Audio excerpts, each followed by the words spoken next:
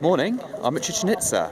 Got the bus to Merida this morning and I'm going to go see some ruins. Had to get a video permit thing, to film, but it's only 45 pesos, which is like $5, less than $5, so that's absolutely fine.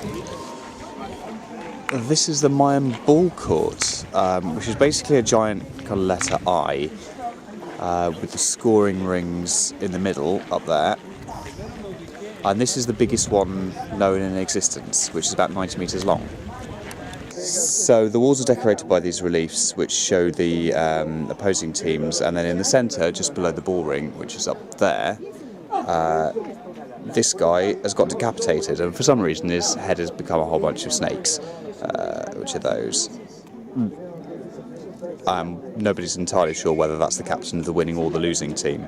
This platform was apparently used for human sacrifices, and here we have an eagle holding a human heart. The rest of the thing is decorated with what appear to be very, very happy, grinning skulls, which aren't at all grisly. They seem to be having fun anyway. Ooh, hello. This is the Pyramid of Kukulkan, which is the Mayan for Quetzalcoatl, the feathered serpent, as it's more commonly known by the Aztec name. But it's essentially a rendering of the Mayan calendar in stone. And on the spring and autumn equinoxes, the feathered serpent's heads, which are both at the feet of the stairs here, because of the way the stones are set, a shadow forms a connection winding up the stairs to the feet at the top. So I can't work out which it is, but the tours at the foot of the big pyramid occasionally stop and just start clapping, because either the echo or the birds at the top of the thing start squawking. And I guess it's supposed to sound like Kukulkan.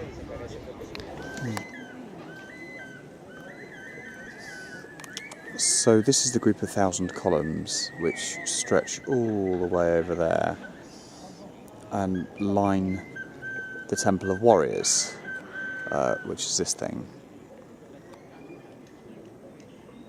And the door jambs are protected by figures of the warriors that stand there with more jaguar heads. So the Mayan civilization hit its peak about 1,000 years ago, and then had roughly 2 million population living in 40 cities, including Chichen Itza. The empire crumbled after the Spanish conquistadors came, but there was a quite successful rebellion which established an independent Yucatan state, although the wars known as the Caste Wars lasted for about 50 years.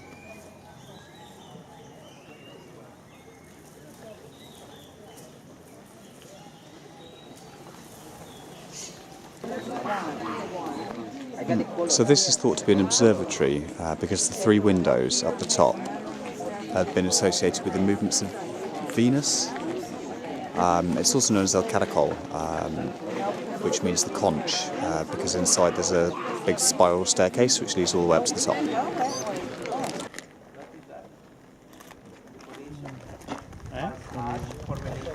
Someone appears to be having a game of noughts and crosses in the masonry.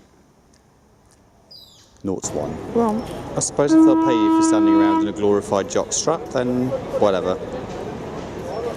Well, that was really cool. I've learned a lot about Mayan architecture and culture, but if there was an apocalypse, it happened a good millennium ago, and now I'm going to go cool off. The Yucatan Peninsula is basically a great big lump of limestone, which means dotted all over it are these great big underground sinkhole lakes.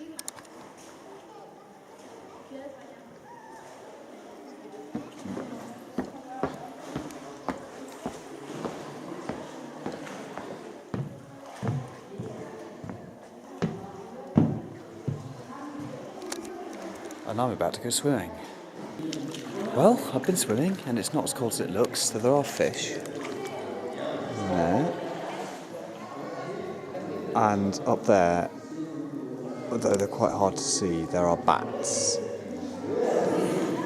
There we go. Free fish pedicure.